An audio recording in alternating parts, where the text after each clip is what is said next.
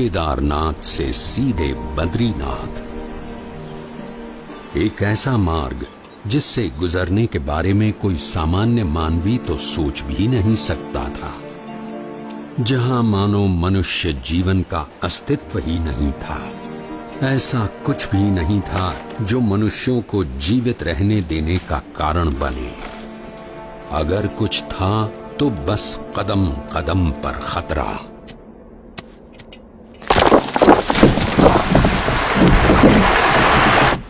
शून्य के नीचे का तापमान जो पानी को पीने के लायक भी नहीं छोड़ता था।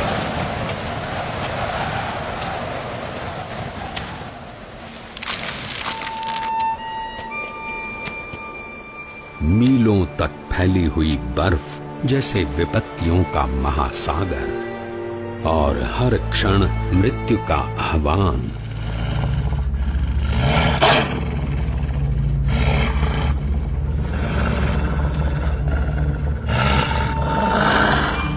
पर केवल 11 वर्ष का एक बालक कृत निश्चयी था अपने ध्येय तक पहुंचने के लिए।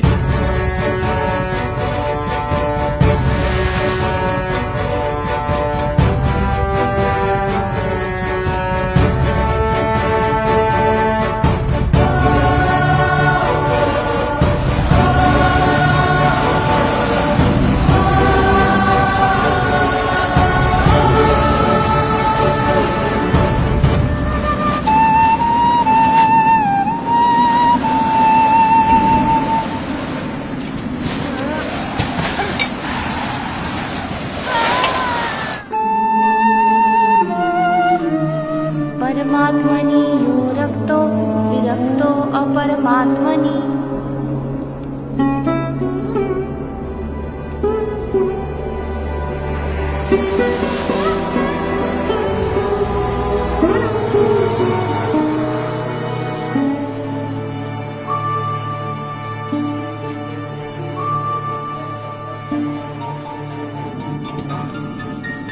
परमात्मनि यो रक्तो विरक्तो अपरमात्मनि।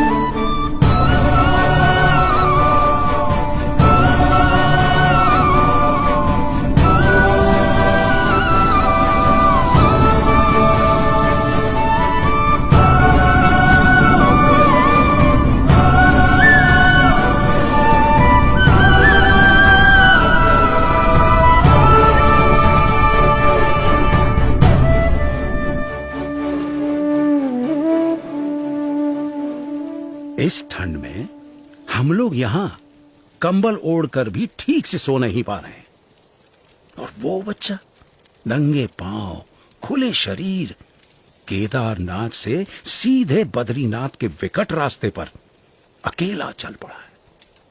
क्या हुआ होगा उसका?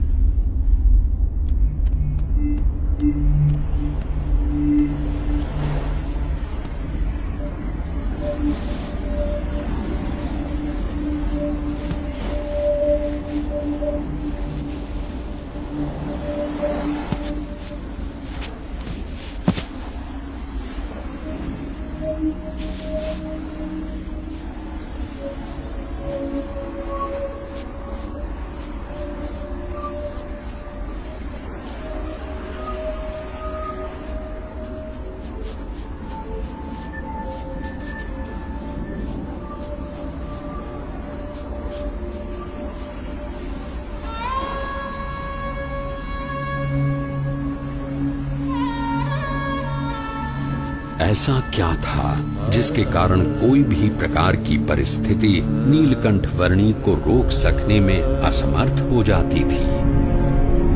कभी हिम प्रपात तो कभी भयानक बारिश, अनजान और निर्जन रास्तों में जंगली जानवरों से आकस्मिक भेंट,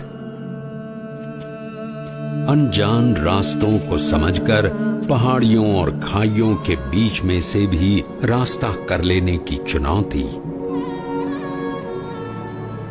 और आराम करने के लिए धरती का बिछौना और आकाश की चद्दर। नीलकंठ वर्णी की दृष्टि में ऐसा कुछ भी नहीं था जो इस मनुष्य शरीर से नहीं हो सकता था। देह भाव से पर और मनोभाव से पर नीलकंठ वर्णी की आध्यात्मिक स्थिति ही ऐसी थी जो किसी भी परिस्थिति से ऊपर उठकर उनकी कल्याण यात्रा को आगे बढ़ाए रखती थी।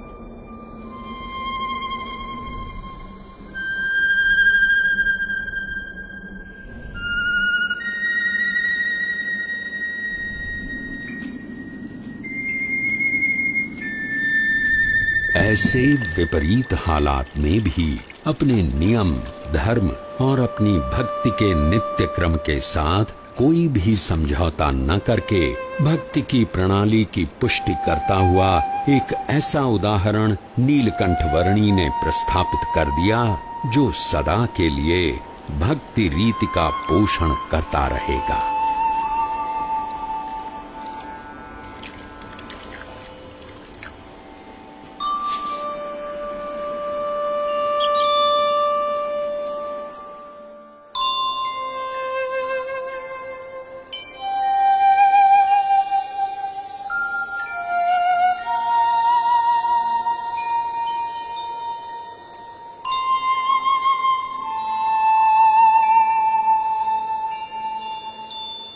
आज के समय में भी कई लोग साथ मिलकर बहुत सारी सुविधाओं के साथ जिसे पार करने के लिए हिचकिचाते हैं, वैसा केदारनाथ से सीधे बद्रीनाथ जाने का लगभग 75 किलोमीटर का मार्ग नीलकंठ वर्णी ने नंगे पांव, खुले शरीर, अकेले केवल 9 दिनों में पार कर लिया।